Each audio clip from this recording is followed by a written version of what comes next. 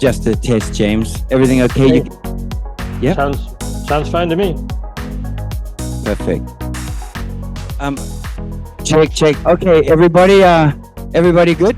Everybody can hear me, yeah? So guys, welcome to Samui Real Session 153. 153, yeah? Okay, so we've been doing this for quite a while now. It's been 3 months since we started the group. And we've had a number of great presentations by people in the room, but also we've had the privilege of having incredible speakers from overseas join us, like tonight. So tonight's topic is very timely. It's very topical. I mean, because we all know what's happening with the WHO. Everybody knows about the World Health Assembly, right? So tonight we're bringing in James Rougski. He's got up at 5 a.m. for us, and he's based in, I think, Los Angeles. Is that right? That's Okay. correct. A big hand from the crowd. You can't hear the clapping, but there's a big hand. Yeah.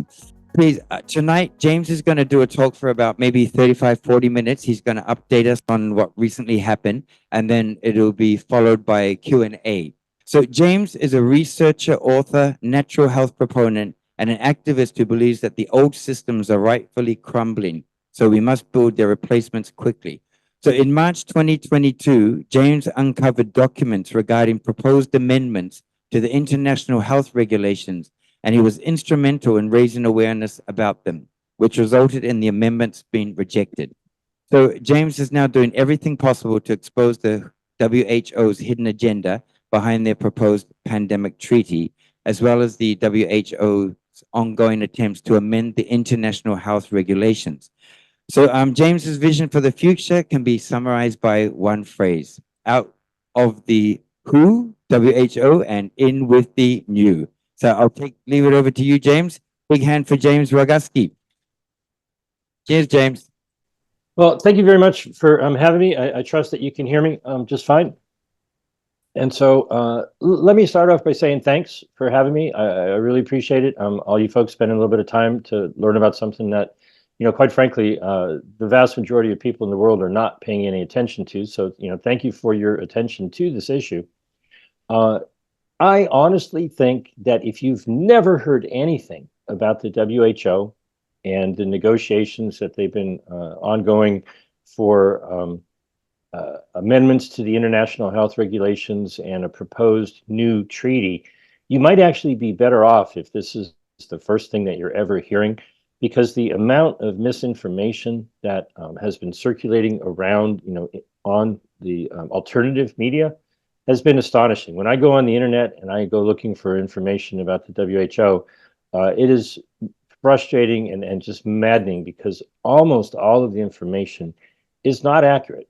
And now I'm not saying I'm the arbiter of all things true.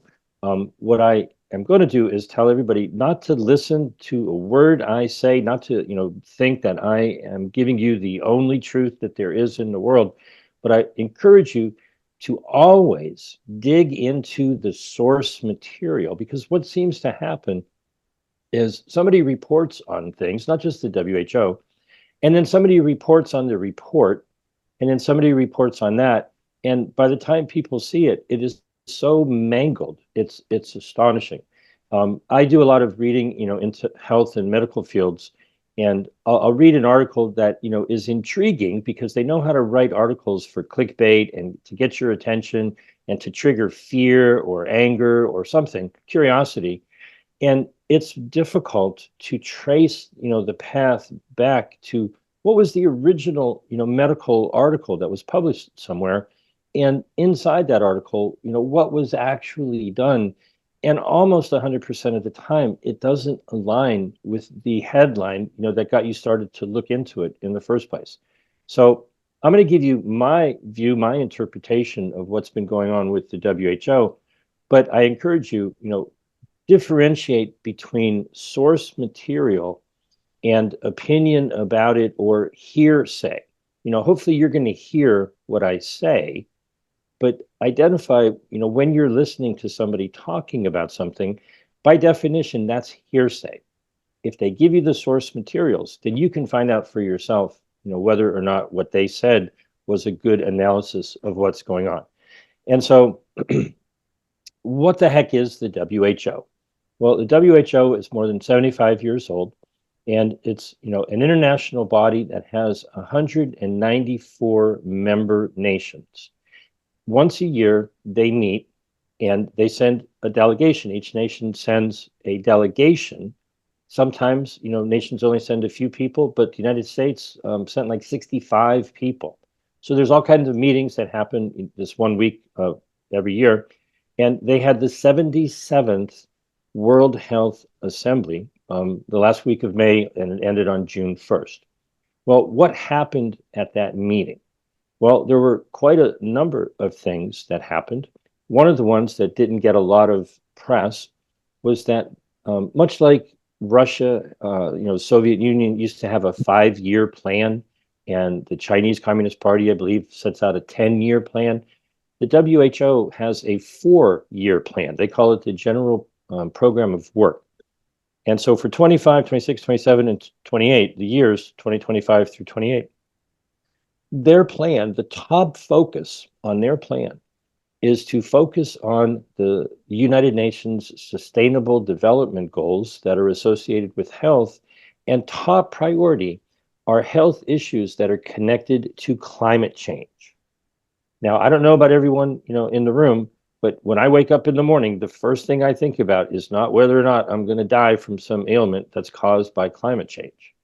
But they're raising or hoping to raise billions of dollars. And, that is one of their main focal points.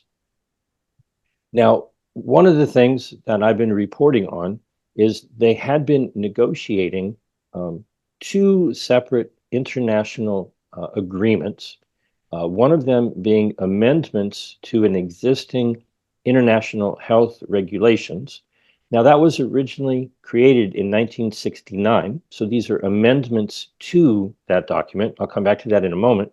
The other thing that they were negotiating and hoping to reach an agreement on was a completely new, it's had many names. Most people call it the Pandemic Treaty, but officially they've been calling it the Pandemic Agreement. They've called it the Pandemic Accord. They've called it many, many names.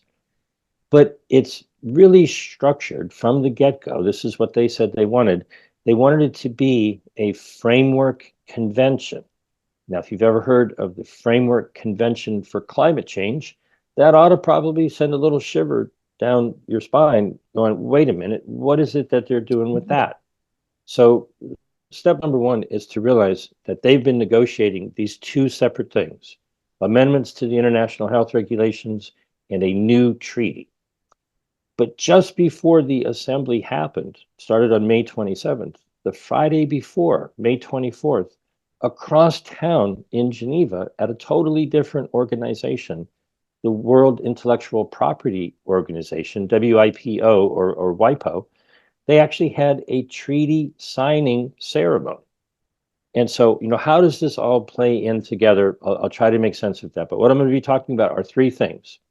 A treaty that was signed, how many people got the memo, right? Most people, no idea whatsoever that even happened. Amendments to the international health regulations, which were adopted.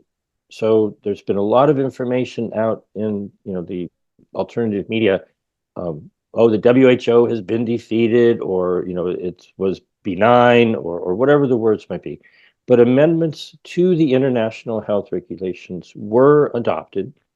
And the third thing, the treaty, has been extended. The negotiations have been extended. They'll be meeting in July, and they hope to finish the negotiations before the end of 2024.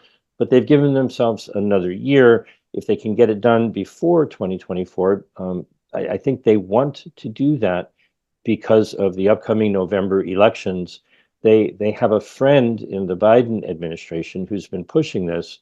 But if other candidates win the election and we have a new president in 2025, there's likely to be a little bit more difficulty in pushing these things through. So why did these negotiations even happen? Well, I'm guessing from, why I'm here and everyone who's here listening, the odds are really good that we share a learned experience from the last 4.5 or 5 years. That what you learned, what you experienced, and your takeaway from the last 4.5 and 5 years may be similar to mine. So I'll express what I think I've learned, some of it, over the last 4.5, 5 years. Number one, masks do not stop a respiratory infection. If anything, they trap what you're breathing out. If you don't do it properly, you're just as likely to cause a respiratory problem with the mask as protect yourself from it. The tests that were used are not even tests. Sticking something up your nose to scrape some genetic material off the top of your nasal pharynx is not only a fraudulent use of the PCR, it's actually quite dangerous. Um, Secondhand, I learned from somebody who told me about a group of women that had been meeting during COVID, and they had all agreed, they're not going to get the jab, they're not going to get tested, and all that sort of thing. Well, one of the women was coerced by her daughter to get tested because she wouldn't let her mother see her grandchildren. So she succumbed to the pressure. She went and got tested. And it's an astonishing story, but it caused a leak of cerebral fluid. She ended up paralyzed from the test. Now, people don't typically hear about that. And all of the doctors said, oh, no, it couldn't possibly be that. But why else would somebody be leaking cerebral fluid from the top of their nasal pharynx after having just gotten some tissue scraped off of it if it wasn't caused by that process? That is a fraudulent idea. Now, I'm going to give a little tiny bit of technical details because I think people just don't know this. Nobody talks about it. In order for that process to work, in order to identify, even if you think that the process is worthwhile, in order to go through the PCR process, one of the first steps is that through various processes, heat and enzymes and such, if you can imagine, if you believe the idea that there's a virus particle and has a containment vesicle, whatever that may be, and the mRNA in that virus is wrapped up in such a wrapping, that wrapping has to be broken open and everything in there has to be released in order to examine it. So by definition, what is entered into that process has to first be destroyed in order to see what is inside. Now, they're just as likely to have free floating particles of mRNA that are brought into the sample, or any kind of bacteria or other things. I mean, just imagine how many different organisms might be in that process.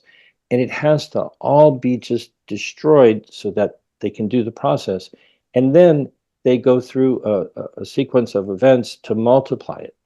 Well, by definition, that means they could not possibly know whether or not the sample had any intact, viable organisms, because the first thing they have to do is destroy it and break it open.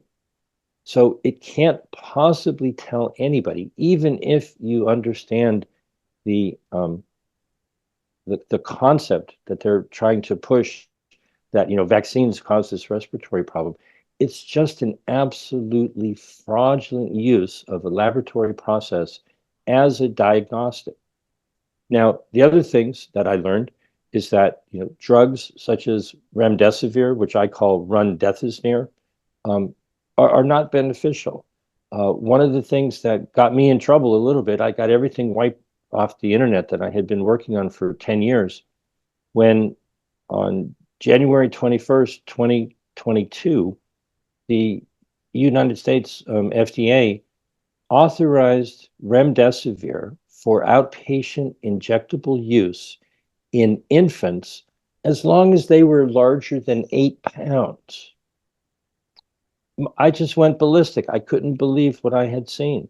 I wrote a couple of articles before I knew it. Everything I'd done for 10 years was off the internet. This is just sick.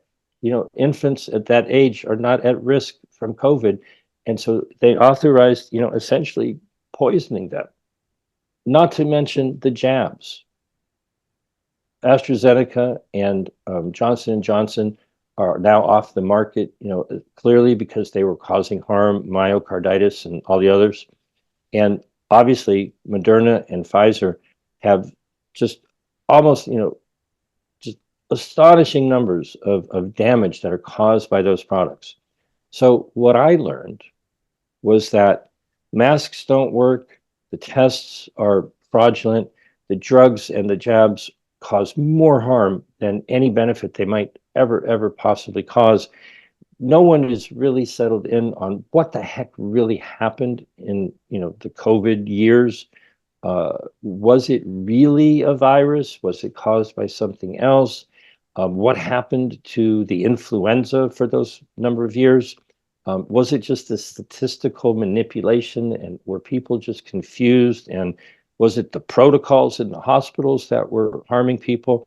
Well, quite often there is an official narrative, and then there's an official counter narrative. Now, I don't know if this means anything to folks in Thailand, but there used to be advertisements for Miller Lite. Tastes great, less filling. Well, the argument now is, was it a wet market? Somebody ate some bat soup, or was it, a lab leak?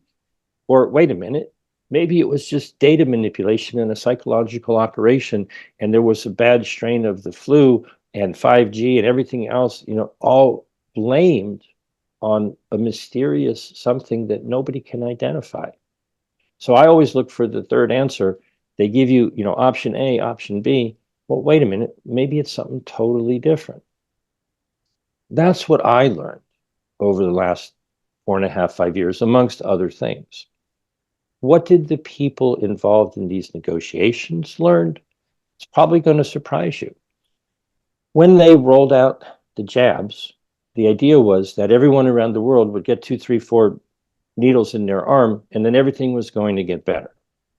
But when that rolled out, they had, if you remember, it's kind of a while ago now, but if you go back in time, they had distribution and logistics trouble. They were manufacturing these jabs, and they said that they had to keep them cold, really very, very cold when they transported them.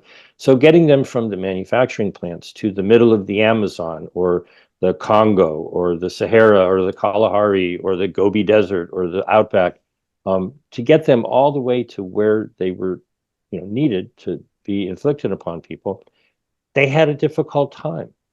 And so what they learned is that big pharma was not big enough. And what these negotiations were all about is that the nations said to the WHO when they had a special session of the World Health Assembly on December 1st, 2022, December 1st, 2021, they said, look, we demand an agreement. We want the WHO to oversee negotiations for an agreement to guarantee equitable access to pandemic-related products, masks and tests and drugs and jabs. They felt that they were being shortchanged. They saw nations like Canada get a contract for 400 million jabs, but they only have 40 million people. Well, that should have been a clue right out of the gate that it wasn't a viable vaccine. It should be one and done. Okay, great. You got exposed. You got a vaccine. Your body responded to it. You should have triggered some immunity. But they changed the CDC definition of a vaccine. It doesn't give immunity. It triggers an immune response. So what they're doing by design and by definition is inject you with the poison.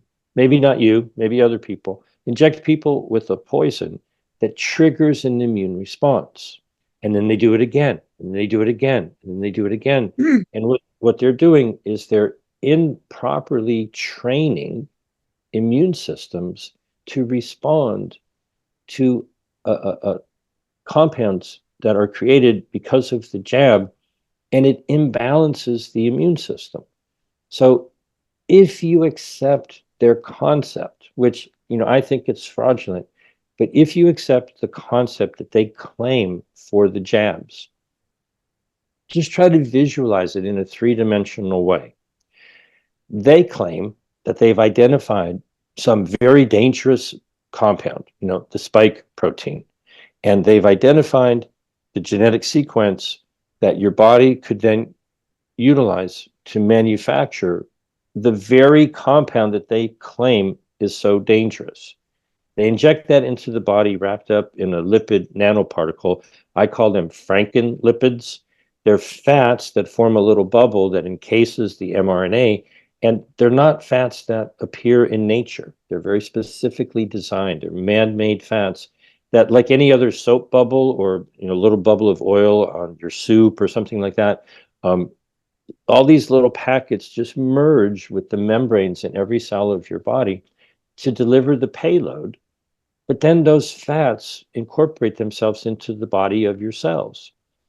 If what they say is true, it causes the mRNA to trigger the mechanisms in your cell to make the very toxic compound that is dangerous, so that that cell identifies itself as having been infected, to trigger an immune response to kill that cell. You're basically injecting something to trigger an autoimmune response in the body. Well, I have a simple question. That's happening in the body tissues. How in the world is that supposed to protect you from a respiratory infection? That's not going on in your lungs. That's going on in your liver, in your kidneys, in your brain, and every other tissue in the body. Any antibodies produced in the bloodstream don't cross the barrier into the lungs. So how could that possibly stop infection? How could that possibly stop anything in your sinuses or your lungs that you might then breathe in and breathe out? It's just wrong. Okay. But this is what they all are pushing. And what they determined was that, certain nations were not getting enough of this wonderful technology. And so what they were talking about prior to these negotiations and all through is a term that I have to admit, when I heard it, I had to look it up. They talk about global public goods. Now, a global public good is something that is universally available.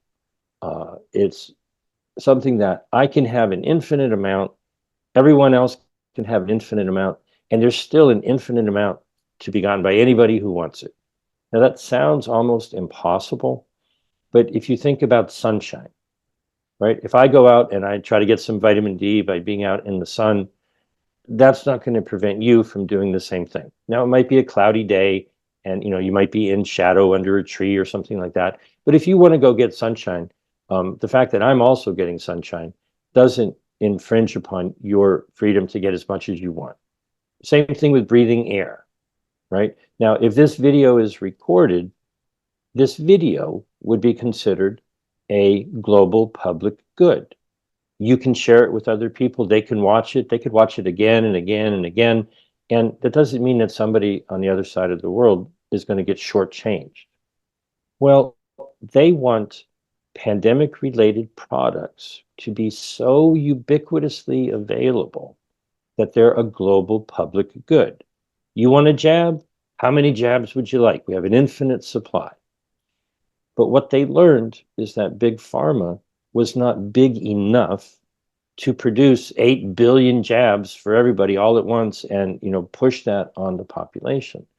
So the end punchline, the result of these negotiations, is that they agreed to a financial mechanism to funnel money through the WHO to build out big pharma's manufacturing capacity on a geographically distributed basis, so that Thailand and Singapore and nations in Africa or Caribbean islands or wherever, they all could have regionally distributed manufacturing, so that at any point in time, if the WHO declares some type of an emergency, they could all crank up the manufacturing, or even have done so in advance, so that it's all sitting in some warehouse somewhere, because they were not able, meaning big pharma was not able to roll these products out, in an instant as soon as an emergency was declared. So what the nations had asked for is they essentially said, we want an allocation mechanism. Originally, what they wanted was, well, if we need some jabs, whatever country might make them, make it so that they could be delivered to where they're needed. That's kind of like the idea if a man is hungry and you feed him, give him a fish, he can eat for a day. But if you teach him how to fish, then he's good for forever. Well, they asked for an allocation mechanism analogous to be fed for a day. Give us what we need when we need it. The WHO's review committee back in February of 2023 said, well, that's not really going to work. We're not going to be able to tell nations that they have to do something.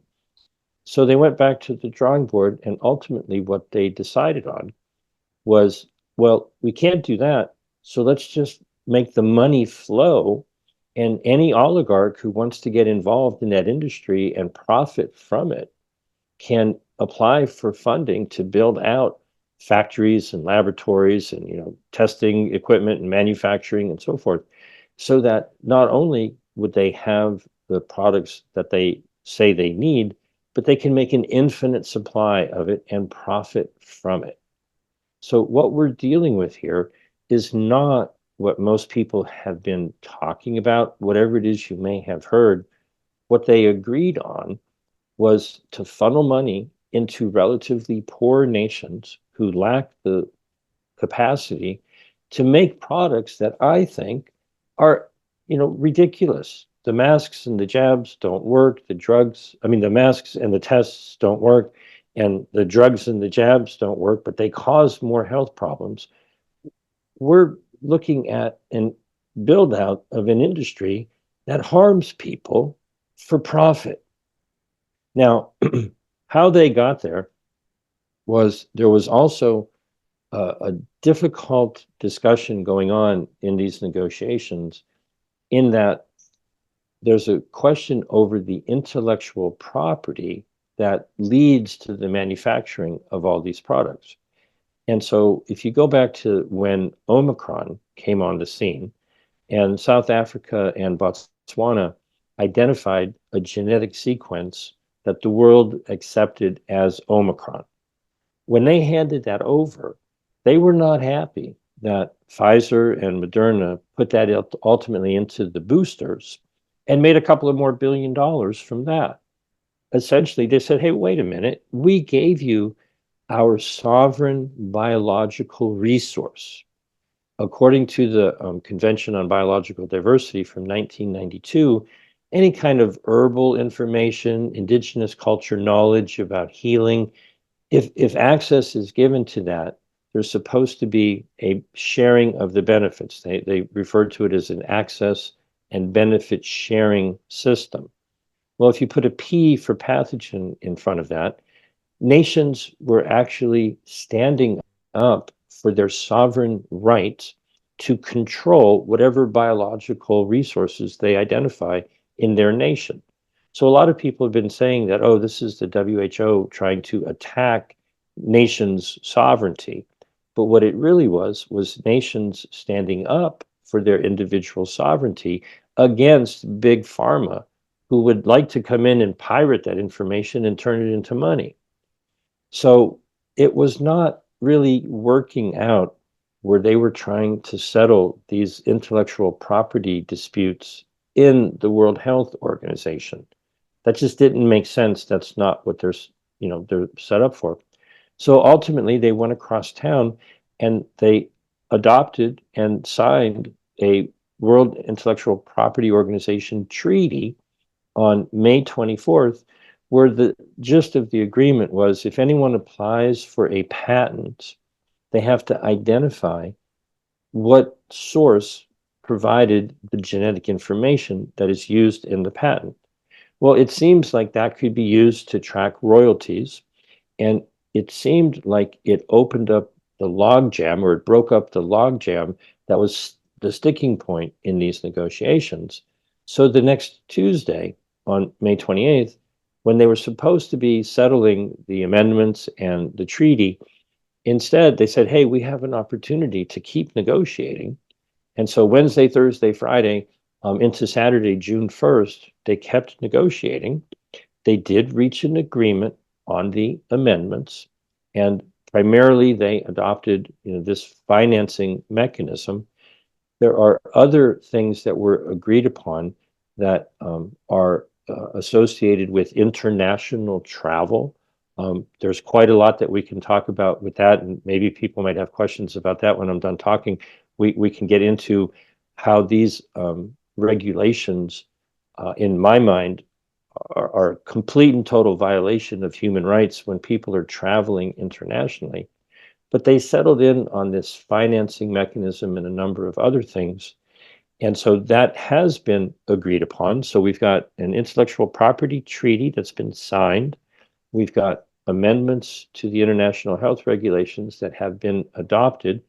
And with the pandemic agreement, the negotiations were extended. They're going to be meeting in July, and they hope to get it done by the end of the year. And it seems like a couple of the big problems have been settled. They may have settled the monetary issue, and they may have settled the intellectual property issue. There's still other issues to be decided, but it looks like they're on cruise control, and they want to get that done before the end of the year. And so a lot of information packed into a tight little time frame. The point of all of this is, where in any of this has anyone spoken a single word or written a single word questioning the entire concept? I've watched for 2 years all their meetings and read many of their documents. Not one word, either written or spoken, has ever been put forth saying, hey, wait a minute, masks don't work, and the tests are fraudulent, and the drugs and the jabs are harmful, and they're not even vaccines. It's just a fraud. The entire thing is a fraud. And they agreed to funnel billions of dollars into building out the industry to manufacture these fraudulent products. Now, they're either doing that out of just some kind of hypnotism where they cannot question the thing that they have come to accept, or they know that these things are bad, but they don't care, and they just want to be able to profit from it and use it to control and fearmonger people. They've really become terrorists. Let's go look for a pathogen and bring it into the WHO coordinated laboratory network to turn it into a product, and then scare people that the whole world's going to die if they don't get injected with something that's going to make them die. It's insane. And so I think the starting point is for everybody to just continue to point out the truth about the products that are pushed by big pharma. Because yes, we're dealing with the WHO, but the WHO is tiny compared to big pharma. WHO's budget is about $4 billion a year. How many products in big pharma, bring in more than $4 billion in revenue every year? So, the enemy here is really the idea that pharmakia has taken over the world.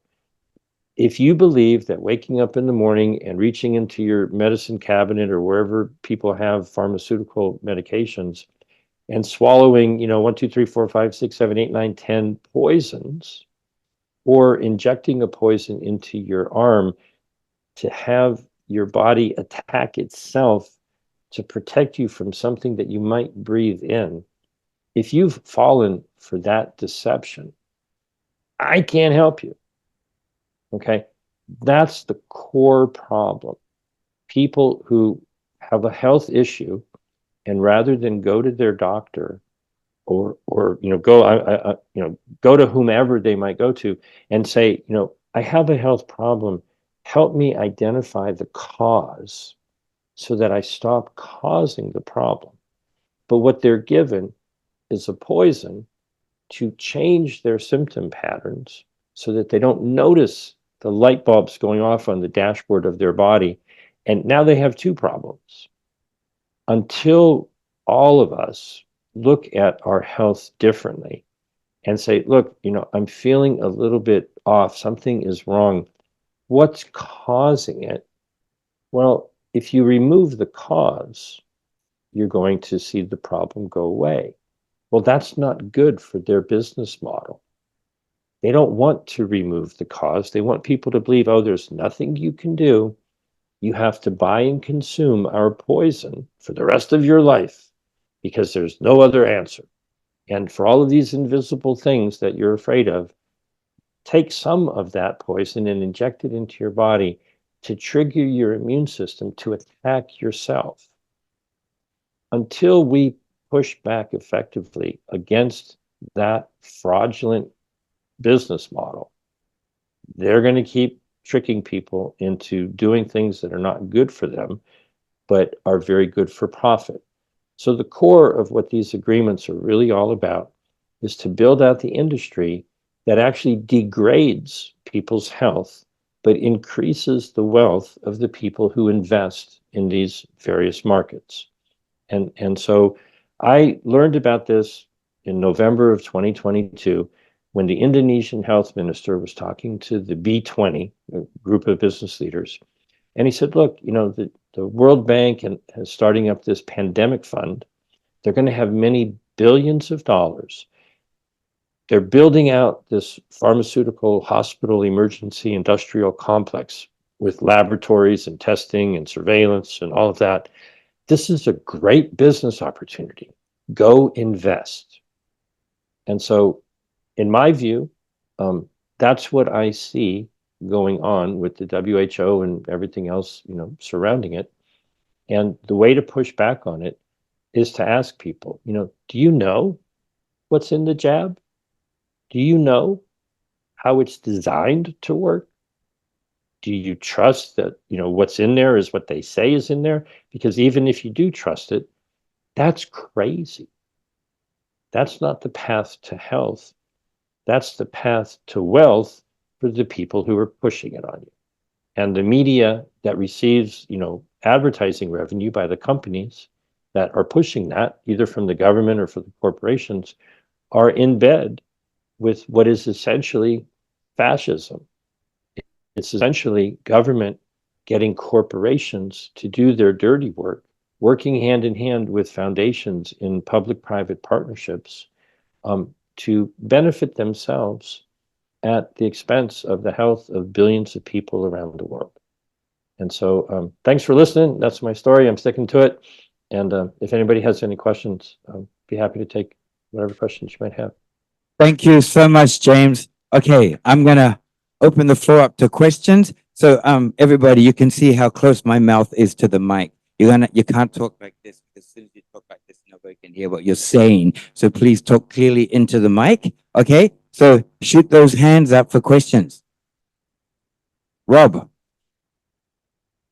How you going? Can you just closer? Okay. Can you just talk about the travel thing that you were going to talk about a little bit more? Absolutely. Now, there's been an awful lot of misinformation about these agreements, the treaty or the amendments, giving the WHO authority to tell you that, you have to be mandated to wear masks or get a jab or put in travel restrictions or take over your government's, healthcare policy. It's complicated and it's a little bit detailed, so forgive me, it's going to be a bit of a long answer. In some nations, like Malta, I have friends in Malta that have shared with me that they identified that there's a statute, there's a law in Malta that was passed, I don't remember when, but more than a decade ago, I believe, that said anything that the Director General of the WHO recommends is automatically a Maltese regulation. They handed over their control of their health response to the Director General. Now, I honestly don't know in Thailand or other nations if there is a law on the books in your country or any other country that says something similar. I've been told by people in the Caribbean that many Caribbean nations have done that. I'm relatively certain that the United States did not do that. And so I want to make it clear that what I'm talking about, or what I'm going to be talking about, is not that. What I'm talking about is that the Director General, um, in the latest version of the treaty, it says very clearly in Article 24, Section 2, or Paragraph 2, it says that nothing in the treaty gives the Director General any authority to mandate masks or jabs or travel restrictions or lockdowns. No, no, no, no, no, no, no, no. Whatever along those lines may have happened in your location over the last 4.5, 5 years, that's a function of your local tyrants abusing their authority, stepping over their authority, stepping on your individual rights and freedoms and bodily autonomy. And you've got to look into whatever local emergency legislation or health legislation either lawfully enabled them to do that, or they stepped over the line by doing that. Those people locally did not need any amendments or a treaty to do the things they did over the last 4.5 years. So I want to make it clear, that's not what I'm talking about. What I'm talking about is in 2005, when the international health regulations were amended, Article 31 for the last 19 years states very clearly, with a lot of double talk to confuse you, that when people are traveling internationally, when you land in the country that you're visiting, or if some tourist was to come and visit your country, the nation where the traveler is coming to has the sovereign authority to, the word they use is compel the traveler to undergo a medical examination, prophylaxis, vaccine, and vaccines are not defined, or go through isolation and quarantine. Now, that's not the WHO mandating that. It's actually 196 nations that are party to the IHR have agreed amongst themselves that if you go to another country, they can do whatever they want. And if somebody is trying to come into your country, you can do whatever you want to them.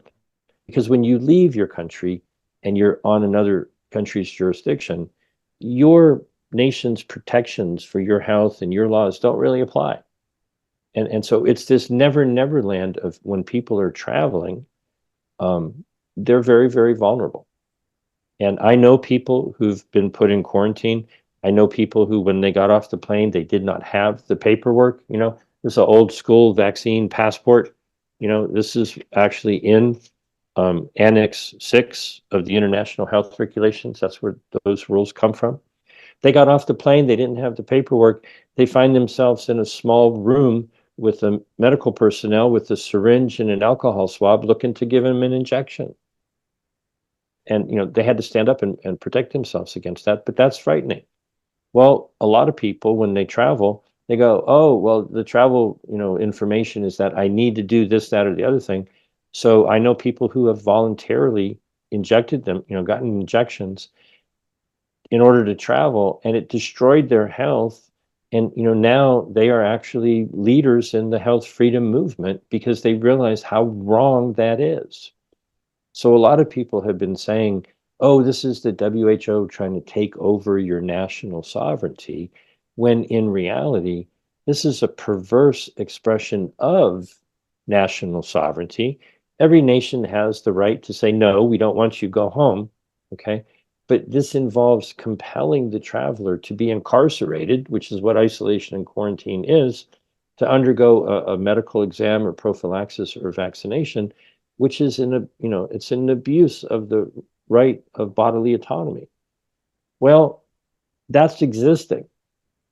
They added amendments to Articles 24 and 27 that makes it so that nations are encouraged to have the travel companies, they refer to them as conveyance operators, to implement the nation's policy on board or when you're embarking or disembarking.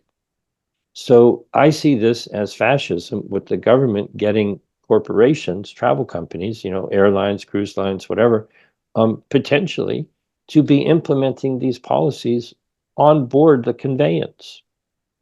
Now, unfortunately, nobody really said anything about this. I've been talking about it for months, and those amendments were adopted, along with the WHO having a little bit more control over authorizing, what it is that is accepted for use around the world. Most all of the regulatory agencies around the world are captured in the sense that they charge fees for the application process to approve the products that they're supposed to regulate.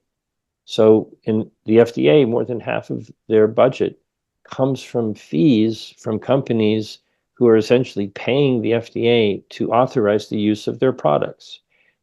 I mean, that is a crystal clear conflict of interest. It's corruption that is captured all of these regulatory agencies. And so the issue of, restrictions within your country, for the most part, is about the laws in your country. For people traveling in, or tourists, coming in, it's up to each nation how strict they want to be with that. But if you think about, you travel somewhere, and just as you're going, there's some outbreak, and all of a sudden that nation has a rule that anyone traveling has to have this, that, or the other vaccine or prophylaxis or be quarantined.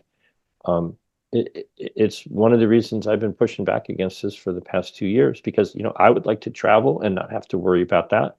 And I hope that answers your question. I know it's a long answer, but it's a complicated issue. Okay. Thank you, Rob, for the question. Thank you, James. Christian? Thank you for your wonderful lecture. I would like to ask 3 questions. Questions 1, the mRNA vaccination, do they do it into animals in Australia and worldwide? Question 1. Question 2, is it right that I've heard about one law, if you get injected, you are the product of the industry which is doing the product? The first question, I think, is a very big concern. I don't know the numbers, but I believe that when you think about chickens and other poultry, geese and ducks and turkey and other foods, that people consume. If you think about pigs and cows and sheep and everything else, I think there are far more farm animals than humans. So that is a big market sector for big pharma. Veterinary medicine is enormous, and it's a whole profit sector that I share your concern. I'm not privy to what is going on in that industry. That's not my area of expertise, but it certainly seems insane to use the PCR test to claim that one animal is, maybe sick, fraudulently claimed to be sick, and then, murder hundreds of thousands or even millions of birds because one animal is sick. I could certainly foresee that the industry would like to profit from injecting all of those animals with mRNA. Now, there's all kinds of stories out there. I'm not the expert. I don't work on a farm. I'm not in the veterinary world. But I could imagine that the profit motive to inject animals with all kinds of horrible substances, is coming. And I certainly don't want to see that happen. In terms of these injectable products altering people's DNA, the concern, more than what you said, that I find questionable, because owning people in that regards, in many ways, if you look into, what is currently going on, there's all kinds of aspects with, birth certificates and how people are tracked and how, money is extracted from people's lives through taxes and all that sort of stuff. We're already owned, by big government, if you will. What I see, and I'm starting to see this actually in, real life, is that if they have injected people with something that alters their genetic makeup, then they're going to want to sell you something like CRISPR gene editing technology, or, the latest one is, oh, well, here's another jab or other product to undo what the first one did. So I see it more, not so much owning the person's DNA, but then offering yet another harmful product to purport or pretend to address the damage that was done by the first product. And so even that, I think, is such a psychological operation. If people believe to the point where they allow themselves to be injected with something that has changed their genetic makeup by companies that said, oh, these products won't change your genetic makeup, and then they sell you a product to repair the change in your genetic makeup that they just inflicted upon you, when are people going to wake up and say, wait a minute, you lied to me the first time and you're lying to me again? It's just a ruse to get you to inject into your body God knows what, because how can anyone know what is in those injections? It's all on belief. It's all hypnosis. It's all programming. Now, this may be a very bad joke, and I apologize in advance, but I live about 20 minutes from downtown Los Angeles. And there's a very, famous, well-known part of town called Skid Row, very bad part of town, crime, homelessness, drug use, not a place you necessarily want to go. Honestly, I think you'd be safer to go to Skid Row in the middle of the night, roll up your sleeve, and ask a stranger off the street, do you have something in a hypodermic needle that you can inject in my arm? You're not going to know what's in there, but it's probably not going to change your genetic makeup. You might trip out, you might get, a toxic reaction, overdose or whatever, but it's not going to change your genes. You go into the pharmacy, because I pronounce that word with the P being silent. If you walk into a pharmacy in the United States and allow a pharmacist or a tech to inject one of these substances into your body, you have no idea what is in that hypodermic needle. It's all done on faith. And, they're lying to you. And until you realize that they're lying to you, they're going to keep doing it. Okay. Thank you, Christian. Thank you, James. John? Oh, Tom. John? Tom. Hi, James. I'm Tom. Thank you for a great presentation and indication of the regulatory capture going on in the industry. I'd just like to go back to what you were talking about travel for a second and ask a question which is relevant to this whole audience here. I look around this room. We are in Thailand, and there is maybe one Thai person in the room. And so this applies to all of us. We're not just travelers, we live here. When the regulations that you're talking about for international travel, is there a kind of restriction or determination of the amount of time that the person is a traveler? Or are we all here travelers now by virtue of being in this country? Does it apply permanently to people who are not in their home country? That's the question. That is a very good question. I'm going to admit that, the details are such that I'm not going to be able to give you a concrete answer. But I can tell you something with certainty.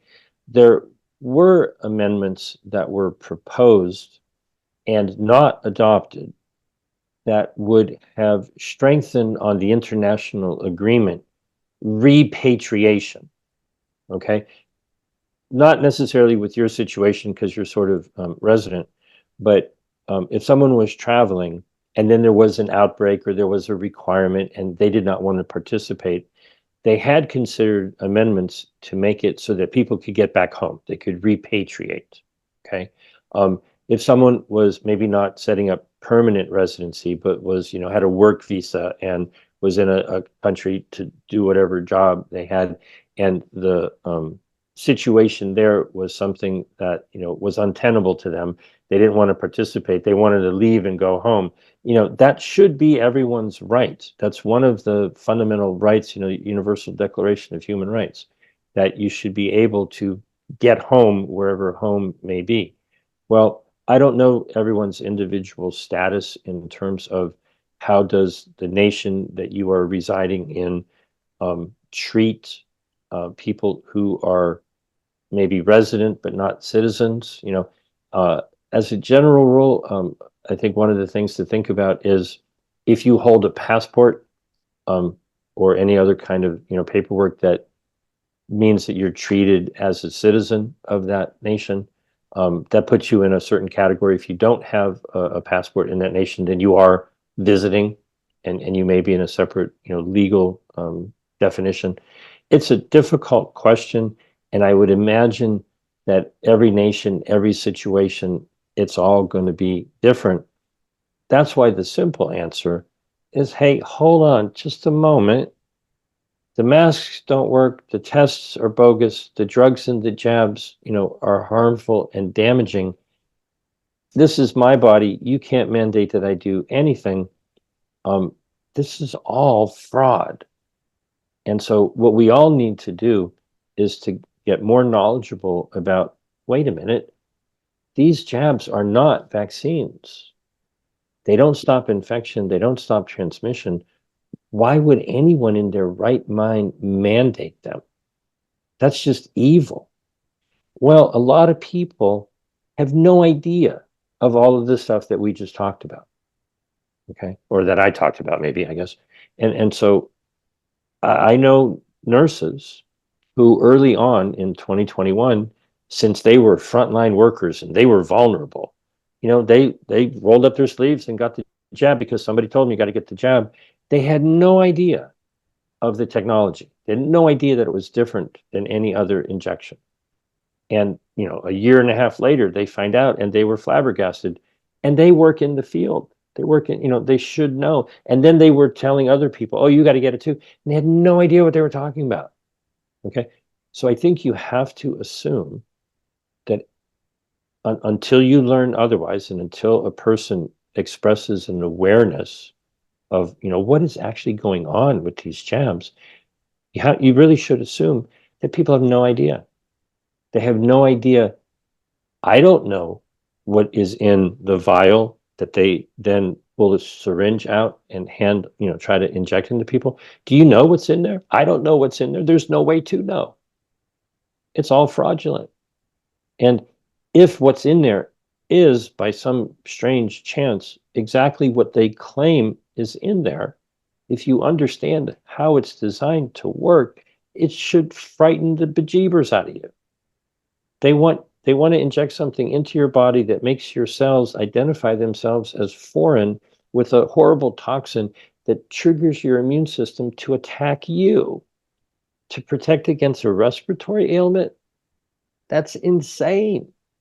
That's how powerful propaganda and hypnosis and lying really is that people fell for that story, didn't understand it, and just were coerced into allowing it to be done to them. Thank you, Tom. Thank you, James. Victor? Okay, so I'll just deal with the questions in the room, in the bunker first, and then we'll go to the Zoomers, yeah? Thank you for your talk.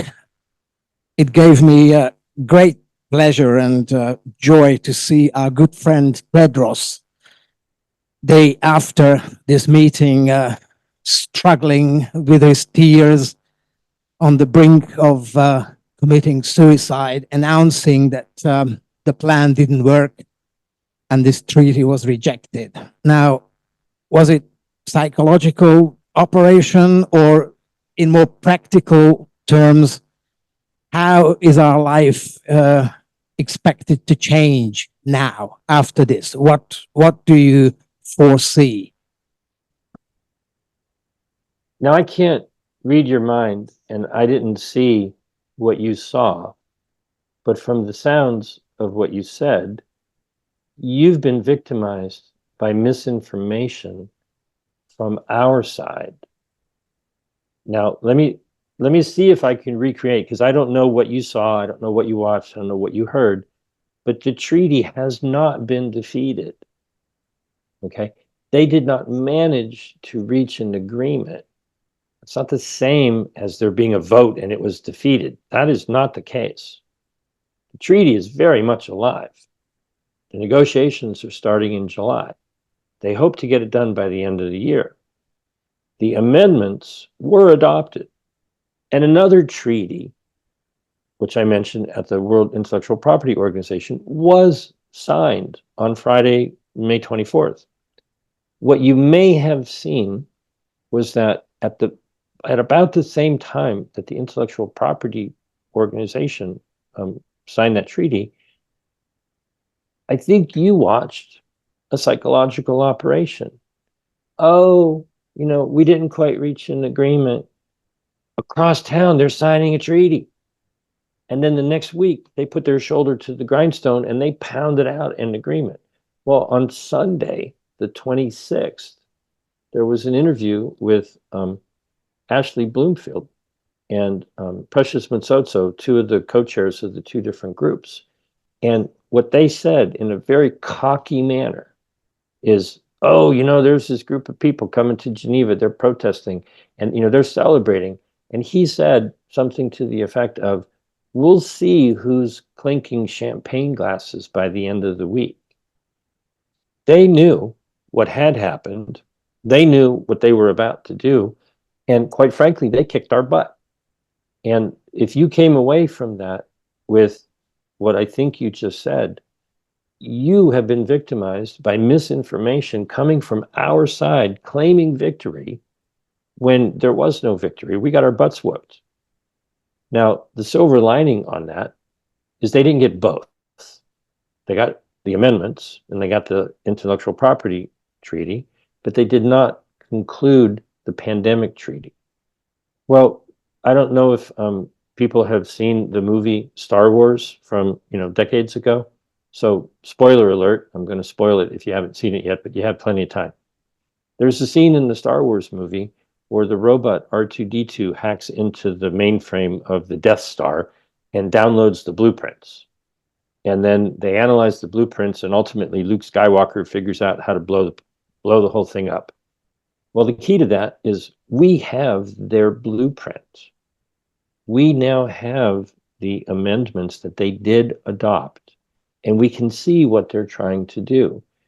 They're trying to just ignore reality and direct billions of dollars to build out big pharma around the world so that they're even bigger. That is what we have to push back against. Now, on June 1st, when it was all said and done, Tedros was not crying. Tedros was not suicidal. They were victorious. And so if you came away from that time with the idea that they were defeated, you have to question the source of that information, because you may have been misled by people you trust. We have a problem. We have a lot of misinformation being spread from people that we think are pushing back. Now, everyone can be confused, and I've seen some alternative media who got it wrong, and then they came back a couple of days later and they said, hey, wait a minute, I think I got it wrong.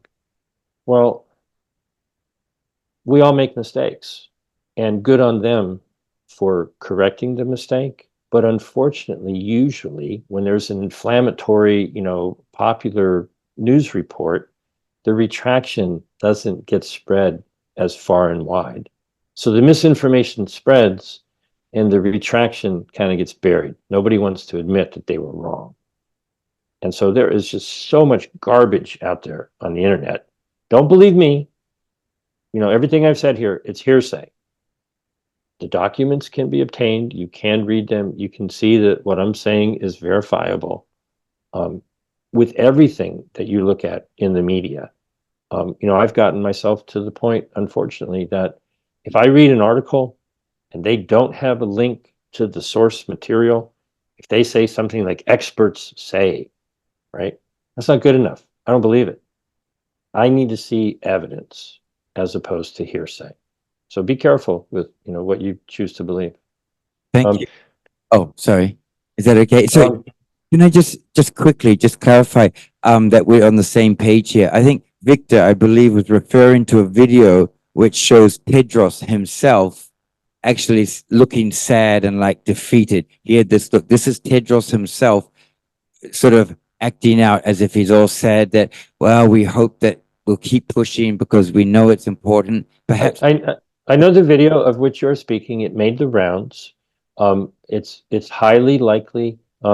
He was sitting at a table, and behind him was a door with like a push bar, and you know, he was in the hall where they were on the Friday before the assembly. They had not yet reached an agreement, and it looked legitimately like, oh, they're going to not be able to reach an agreement. At the same time, when he was putting on that theatrical production, okay, you said something about he was acting like. Yeah, he's an actor. All of these people on a certain level are playing a role. On the other side of town, they were signing the treaty about intellectual property. And then he said, well, you know, we're going to work real hard during the assembly. Well, they did. And they snatched victory from what looked like defeat. A good analogy is from our side, if you've ever seen an American football game where someone's running for a touchdown and they're on like the 10-yard line and they think they're fine, they're going to score, and they start celebrating or they get tackled or they fumble, people were claiming victory before the game was over. And at 9:30 at night on Saturday evening, they had agreed to the amendments. They adopted them. And somebody had a question in here, so I'll answer it now. It says, my understanding is that all nations needed to adopt the various treaties, or are they being signed by a limited number of nations? With the amendments, because it was agreed by consensus, meaning they said, okay, here's the amendments. We've been talking about them all week. Everybody knows what's in them. Does anybody object? Okay, nobody objected. Boom, it's been adopted. Because everybody had a chance to push back and nobody did, it's assumed that every nation is good with that. Now, there's a 10 to 18 month period, depending upon what you want to believe about a lot of more details that are confusing. There's a 10 to 18 month period, now 9.5 months, because a couple of weeks have gone by, where every nation can have their head of state write a letter to the WHO invoking Article 61, saying, no, thanks, you know, we reject these amendments for our country. But it doesn't matter. I mean, it matters, and every nation should work to do that. But still, the other 195 nations are still doing this. They're still funneling money into big pharma. And so with the amendments, it's assumed that everybody's on board. No government, no parliament, no signature, nothing is needed. It's a done deal unless a nation proactively rejects and opts out. Now, that's possible for the 2022 amendments that I think were done fraudulently, even without a vote.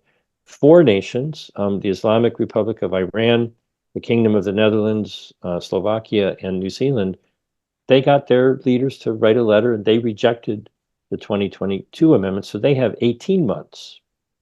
So it can be done, right? Nations can opt out. But why stop there? What are we doing in this organization? We need to opt out of the WHO. We need to disband the WHO because they're trying to kill us. They're putting money into big pharma to build out the industry, that is completely and totally fraudulent. It's not helping people's health, it's harming their health. So the bigger question is, why are we even in the WHO? Why do they even exist? They're just the tail being wagged by the big dog of big pharma, funneling money into investing in an industry that harms people. Now, the treaty, the question was in here. The amendments are what I just said. That's how they operate. They're still trying to negotiate a new treaty. And if you look at what they did at the World Intellectual Property Organization, before anybody knew anything was even happening, there's 138 nations having a signing ceremony. So you may very well wake up one day and find out that the treaty has been adopted and your nation has signed on to it. With the treaty, it would be the case that they would have to call a special session of the World Health Assembly or wait until next year, and any nation could just sign on. Once they would need 2/3 to adopt the treaty, and then any nation could just sign it, and boom, you're in. Now, depending upon your nation's rules about that, I don't know every 194 member nations, manner in which such agreements are supposed to be adopted. But in the United States, we've got thousands of international agreements that we've entered into just because somebody signed on the dotted line. It may or may not ever see the light of day in a discussion in Parliament or in the public or any other such thing. Thank you, James. Stuart, was that your question? I think it was Susan. That It her was question. Susan. Oh, was that Susan? you. Okay. Thanks, Susan. Thank you. Thank you. Okay. So, Stuart, you can unmute? Yeah, I've just done that. Yep. Okay. You have a question? Yes. Hi, James. Thanks Hi. for a great presentation. Comes as a bit of a surprise that the countries that didn't get their full quota of vaccines first time round are now pushing to get more than their full quota, since there's now some evidence that they obviously had less people vaccinated and therefore are now experiencing far less excess deaths. So it's very surprising that they are pushing for that. Does that suggest that the politicians and bureaucrats have possibly already been captured by a big pharma, or is it because there's no acknowledgement of the severe side effects of the vaccines, at these high-level meetings? Is it, as you say, they're just ignoring it? As an indicator, in support of what you're essentially saying, at the press conference afterwards, Tedros said very clearly that they have to get stronger meaning the WHO and everyone involved has to, in a stronger manner, push back against anti-vaxxers.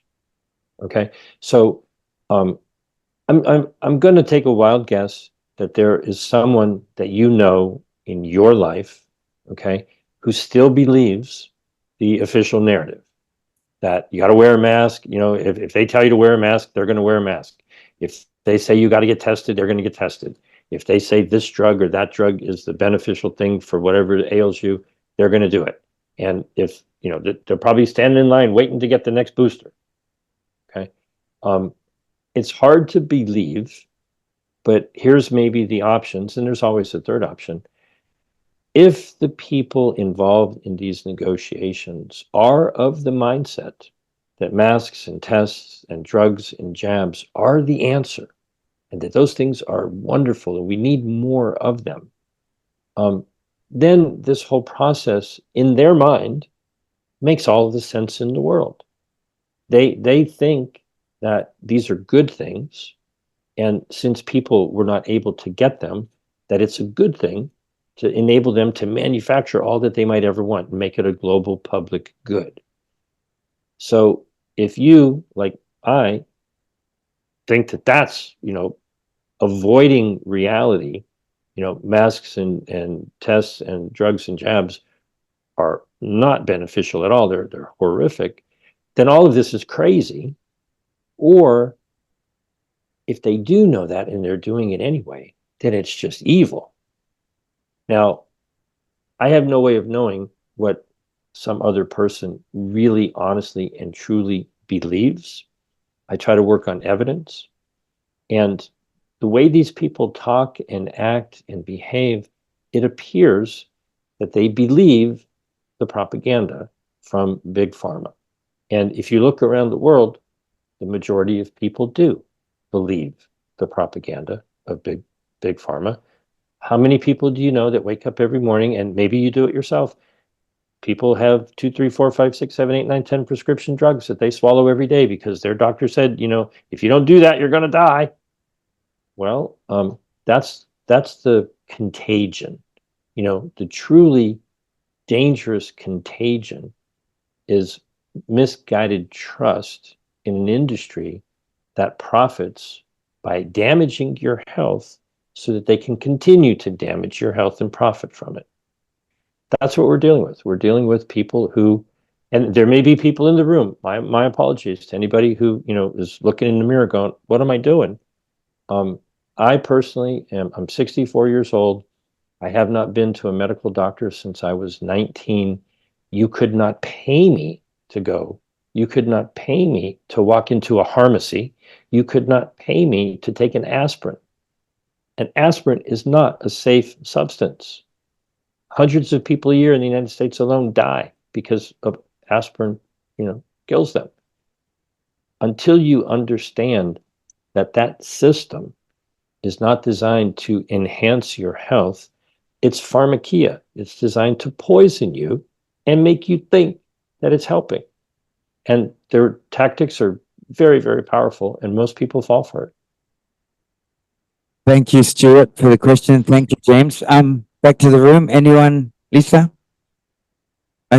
He's not going to hear you, so right into it.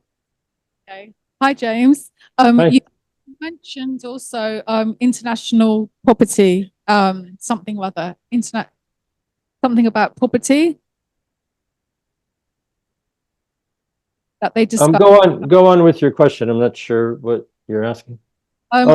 Intellectual. I thought you said international. Intellectual property. Yes. Okay. Right. Meaning? It's twofold, but in that particular treaty, if you can think back to early 2020, when out of China it was said, "Oh, here's the genetic sequence, the genome of the Wuhan Institute of Virology #1 virus." Okay, and then they changed the name to SARS-CoV-2. Well, that's just a relatively small data file. They said there's maybe 33,000 bits of information in there. That's intellectual property. Somebody developed that information. And when they handed it over, how many hundreds of billions of dollars, or maybe even trillions of dollars, were made by companies that made diagnostic testing or drugs or jabs or whatever? That is more valuable than gold. I mean, it doesn't even weigh anything. It's just a digital file, on a computer somewhere. And so nations, as I mentioned with South Africa and Botswana and Omicron, if they go out looking for pathogens and they try to identify some genetic sequence of a spike protein or some such thing, or if they get artificial intelligence and they model, we could make a new dangerous pathogen, and then that intellectual property can be patented and turned into a product of some sort, my God, the money that could be worth is astonishing. And so the nations are standing up for their sovereign right to control anything that is found or developed in their nation.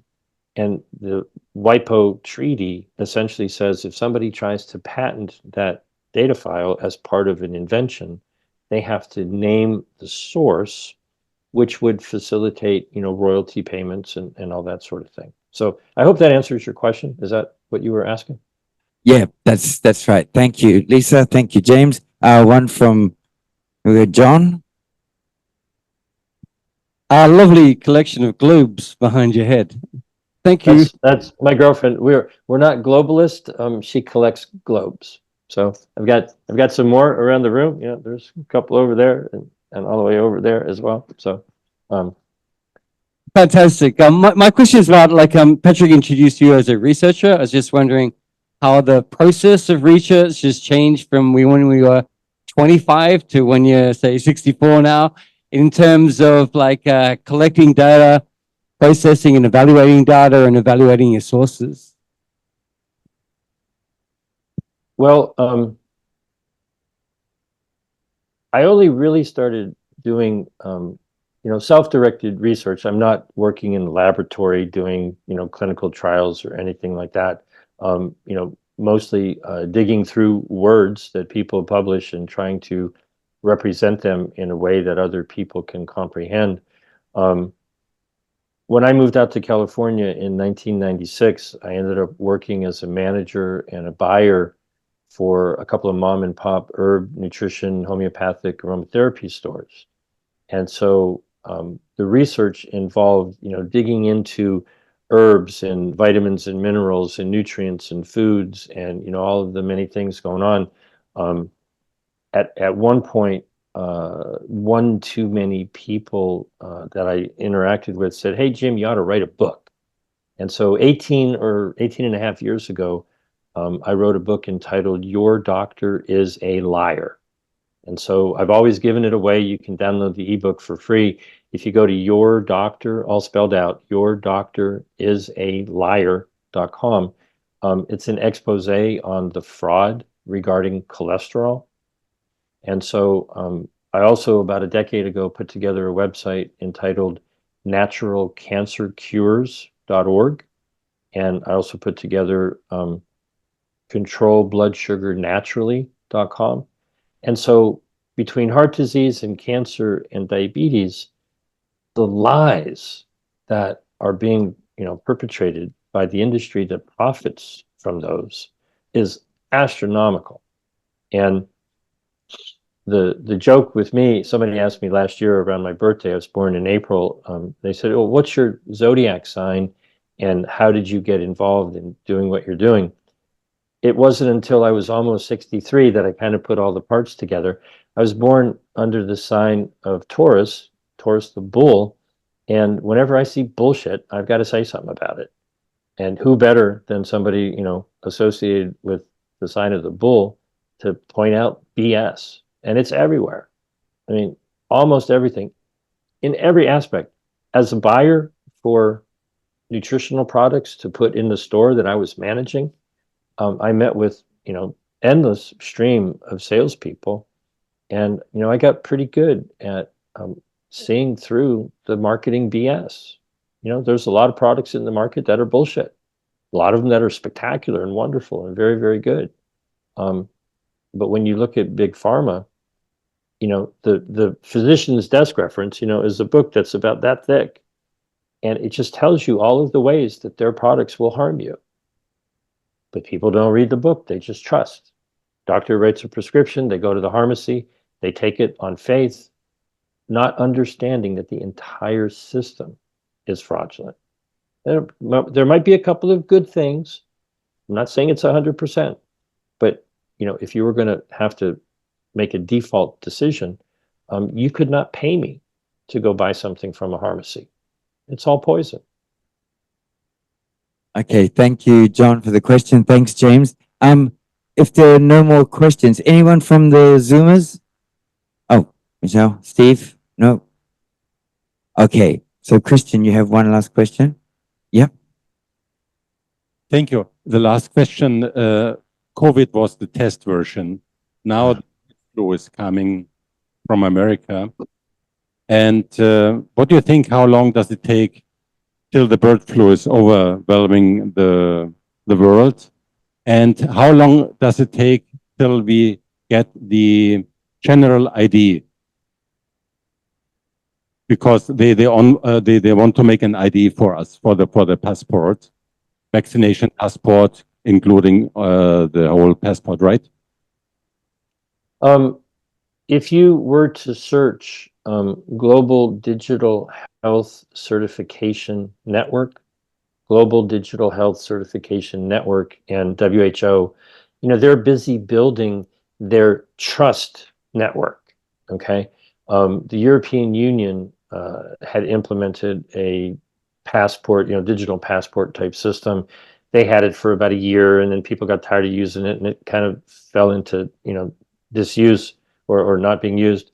And they handed over the carcass of that software to the WHO. A lot of nations already have digital IDs. There was an interesting court case here in Los Angeles County where someone was trying to get information from the city about various topics, and they would not give them access because they stated that they needed to have a digital ID in order to access the websites and all that sort of thing. And they brought a court case to Superior Court in the county of Los Angeles. And a couple of months ago, there was a decision that said, no, the government cannot require a digital ID in order to access government services. Okay. So, there's a break in their armor, if you will. People need to push back all over the place. The problem is many nations, roll this out voluntarily at first. They make it convenient. I'll shift over a little bit to central bank digital currency. Okay. Ask yourself, if you got a letter from your bank and, email or notification or something, and they said, we've just started a new central bank digital currency account for you, and we've put $100 in the account. All you have to do is log in to get your money. Are you going to say no? And then they say, oh, well, we have this promotional program. If you invite your friends to participate and they sign in, they get $100 and you get another $100. Are you going to say no? If they then say, oh, you can sign over to have your paycheck automatically deposited in your central bank digital account, and we'll put 5% interest on your savings. Are you going to say no? And then they shut your account down because you've been a bad, bad boy in some fashion. What are you going to do? Okay. They're really savvy. They could very easily roll this out. Oh, we'll give you travel benefits. It's so wonderful. Why in the world, and so all of your friends will be saying, why aren't you putting all your money in this central bank digital currency account? It's wonderful. You get 5% interest. You get all these bonuses. You get travel benefits. You get points. You get all this sort of stuff. You go to the head of the line, all these many benefits. And then whammo, one day it's all gone because you've been, not following the rules. It's our own friends and neighbors and family members. And, the enticement is very, very likely to get people to sign on, not because you've been forced to. That would be dumb. People will push back. If they say, oh, you got to do it, right? No, they'll make it so sweet that everybody gets sucked into it. And then boom, the hammer drops when they want it to drop. There was another question in there that you said. I don't know if I answered both questions. Okay, I think the question is about your prediction for bird flu. Is it H? Bird flu. Yeah, spreading. The issue that we need to push back on is the fake testing that they're doing on an ongoing basis. Okay. They claim that they have identified bird flu. Well, how? Right? If you had a flock of chickens, right? If you had a dozen or so chickens and one of them was sick, right? You would probably take them aside, do what you could to care for them, and do whatever you could to make them better.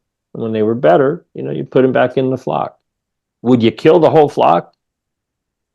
That's just evil. It's just absolutely, completely, and totally evil. Okay. Now, what a sane, not evil group would do is say, all right, well, if we trust this test and we think it is connected to dis-ease, if we find a bird that is sick, we'll put them off over there and care for them. If we are going to be slaughtering the animals, and you have to test to make sure that before they go to the slaughterhouse, they're not sick. Yeah, okay, it's a fake test, but that would at least make sense. Why kill all kinds of healthy birds when if you tested them, okay, yes, you can go into the system where they become food. Oh, this bird has been tested to be ill. Let's go study that bird. Okay, no, their answer is just kill them all. That's just evil. It's beyond imagination how evil that is. Okay.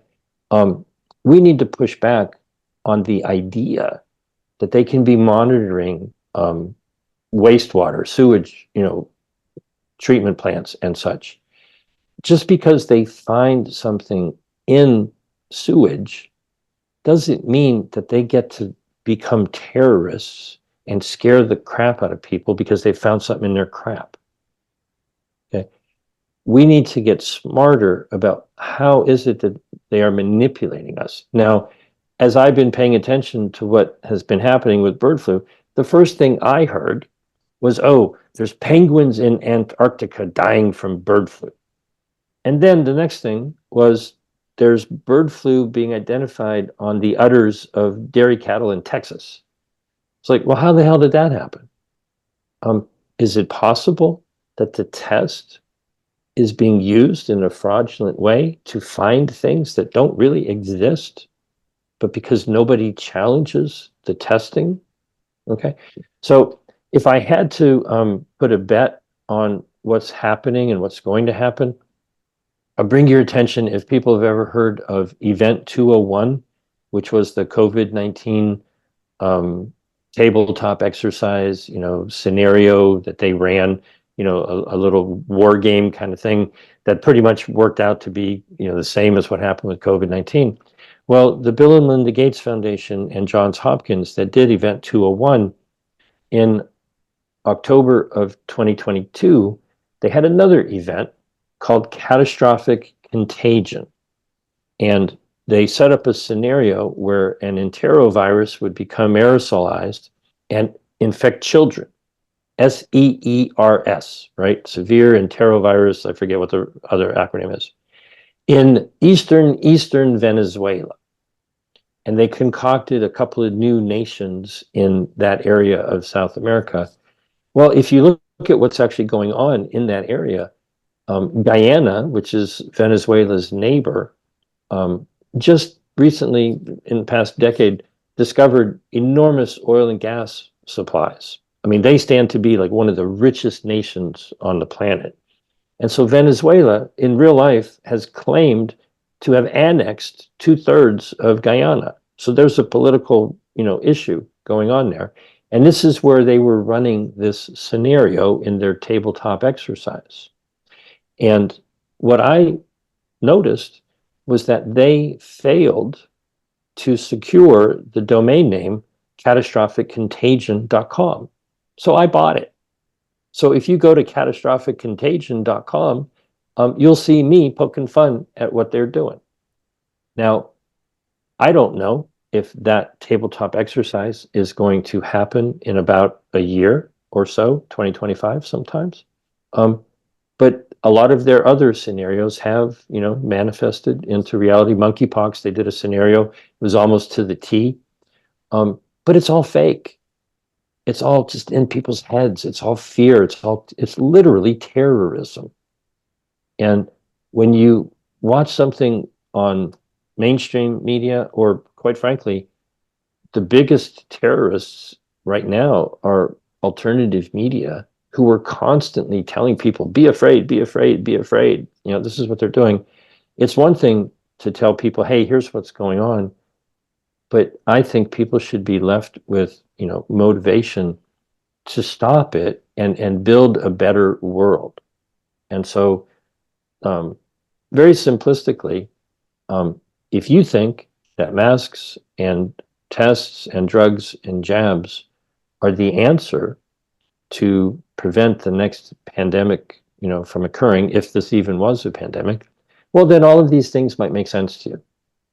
But if you think those things are a scam, get as informed as you possibly can and identify people so that the next time you have a meeting like this, it's packed to the gills, because, if everyone just found one more person to become aware, the size of the crowd here would double. And then if you do it again, it would quadruple. If you do it again, okay. Don't try to convince people. Talk about this, inform other people, identify people who get it, and make those connections better. I would encourage you, maybe you already have, but everybody here should have the contact information of everybody here. Now, maybe you already do, okay? But the best thing we could do is build relationships with people who are still able to think. And so you got a wonderful group of people here, but does the person in the back of the room know the person in the front of the room? You guys are all, aligned because you're here. Get better connected, and then expand that connection to the best of your ability. If you know two people who are supportive of the things that you believe, work to put a 0 on the end of that too. If you've got 20 people in the room, work to put a 0 on the end of that 20. Now you got 200 people. Now you're getting to the point where you're an influencer. If you've got 200 people that if you send them an email, they're going to take notice, and they're going to maybe 5% of them would actually take action. You've suddenly really become more powerful. And I'll leave it with this. I've been saying this for a while, but I was on a Zoom like this with people in Canada, and one of the gentlemen said something that is what I've been saying for quite some time. I encourage everybody, go out and purchase an old school physical paper address book and put the names of the people that you know, love, and trust, right? If everybody here next time comes with an address book, and everybody passes everybody's address book around, and if you want to, you give your contact information to everybody else there so that we all now can connect with each other. Suddenly, you've got a network that is a support network that, call them up and go, hey, saw you at the meeting. Let's go have a cup of coffee, talk about something.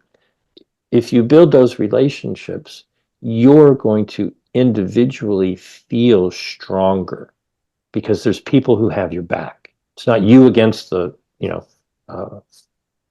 government or whatever. It's us. And so, do what you can to expand not just your connection, but your relationships.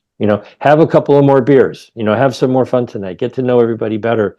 You're all in this, we're all in this together. But if you have business cards, exchange them. Show up with a stack of business cards and give it to everybody so that people can get better connected.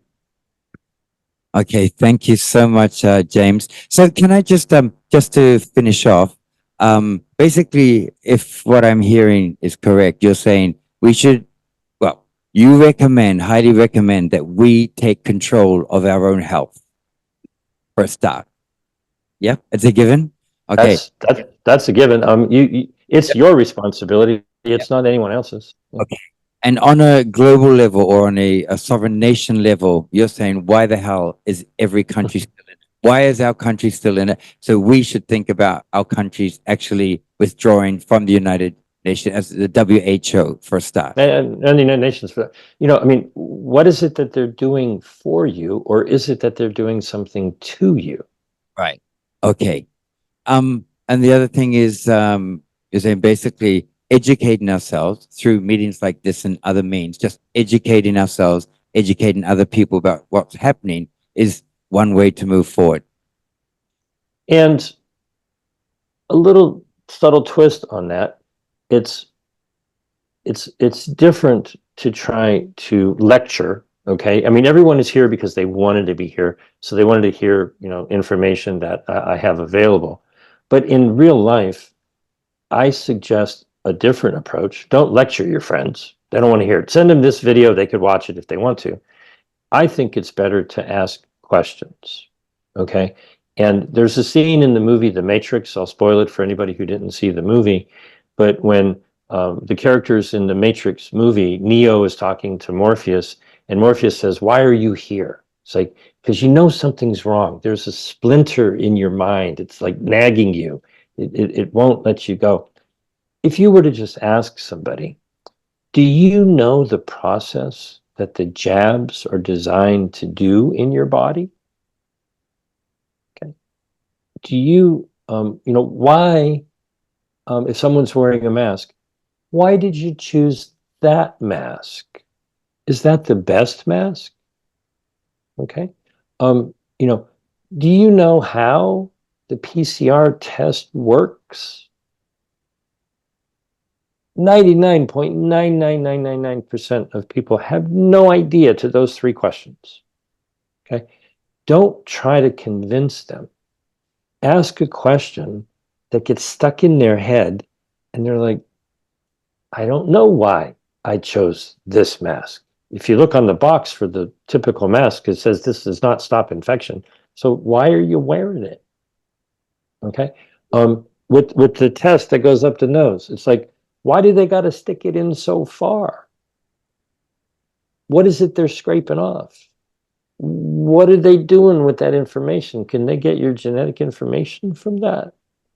You don't seem sick, but you came up, positive on the test and they told you you got an ailment, but you seem fine. Ask questions that make people think and then walk away. Don't get into an argument with them trying to convince them. If they are obviously allies, if they go, oh yeah, that's stupid, blah, blah, blah, blah. If they know what they're talking about, that's great. Build that relationship, put them in your address book, become better friends with them. Look for allies rather than looking for arguments. Got it. Okay, that makes sense. Thank you very much. So I think we're going to take your advice. I mean, a lot of people do have other people's contact addresses, not everyone, but Yep. we're going to take your advice about having a beer together and getting to know a bit better. On that note, I'd just like to say thank you very, very much for your time tonight, morning your time, and thank you Thanks to for having me. the team. James, it's always a pleasure. And if you have any information, I'll post some of your information in our Telegram group. In the chat, true to what I'm saying, you know what? There's one thing I forgot to do. I put my Substack, I put my phone number, and then I put my email address. Everybody should put that in their address book. If you ever want to give me a call, just give me a call. Okay, wonderful. Big hand for James. Thank you very much. Thank you so much for your time. And we're here. Have a great day today, James. We'll Have a sign good off. night. Have Thank you. some fun, everybody. Yeah. Thank you. Bye-bye.